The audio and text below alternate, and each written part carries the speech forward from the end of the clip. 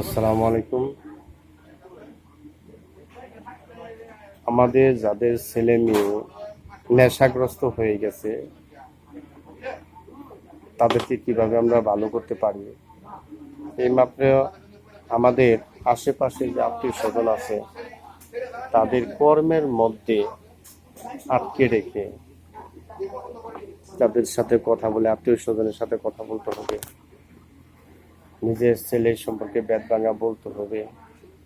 এরপরে টাইম ভিত্তিক কর্ম, যেমন সকাল 10টা থেকে লইয়া রাতের 1টা পর্যন্ত কাজ করতে হবে।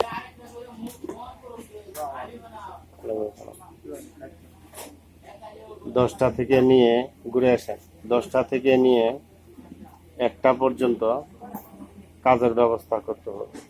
তারা যদি ওই জায়গা থেকে বের না হয়, তাদেরকে দেখে রাখা হয়, তাহলে কিন্তু অন্য কোনো সুবিধা হবে না, পাশেই থাকতে হবে। দেখে শুনে রাখতে হবে, খেয়াল রাখতে হবে। তাকে দেখার জন্য নিজেদের দেখতে হবে কোথায় যায়, কি করে।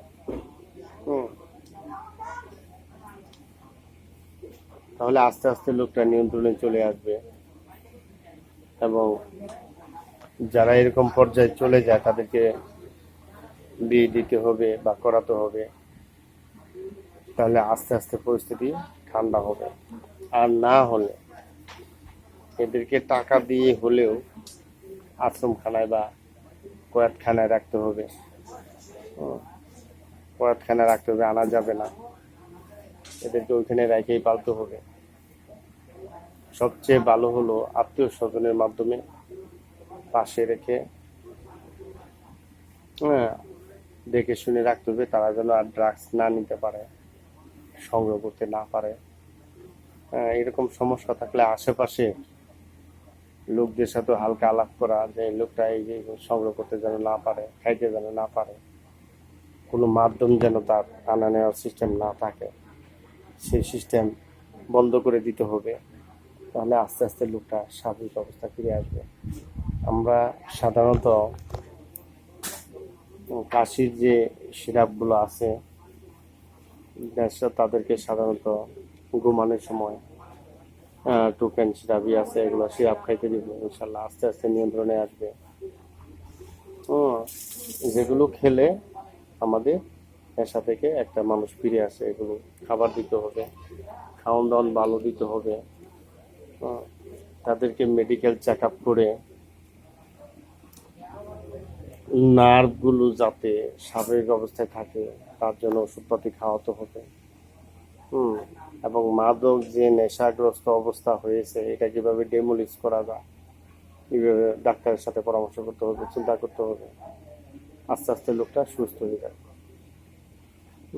আমরা যদি এত কষ্ট করে ছেলে মেয়ে পেলে যদি লালন পালন করে যদি শেষে মনে কষ্ট আসে, দুঃখ আসে, তাহলে আমাদের ছেলে মেয়ের দরদও ছাড়তে পারবো না, আর আমরা অশান্তিতে ভুগবো। এর জন্য আমাদের চিন্তা করতে হবে সবসময়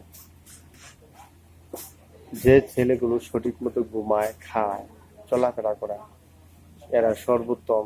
এরা যেন বিড়ি সিগারেট বা অন্য কিছু না খাইতে পারে। নেশাগ্রস্ত হওয়ার আগে ছেলে মেয়েরা কি বিড়ি সিগারেট খায় যেন খেতে না পারে, সেদিকে খেয়াল রাখতে হবে। বিড়ি সিগারেট থেকে আস্তে আস্তে নেশাগ্রস্তের দিকে চলে যায়। এটা হলো ঘুম আসে না, ঘুমের ওষুধ খায়, এগুলো করা যাবে না। আস্তে আস্তে এদেরকে কড়া কাশি সিরাপ হিসেবে প্রোজমা একটা সিরাপ আছে, টুফেন আছে, হালকা পাতলা খেতে দেয় ঘুমানোর সময়।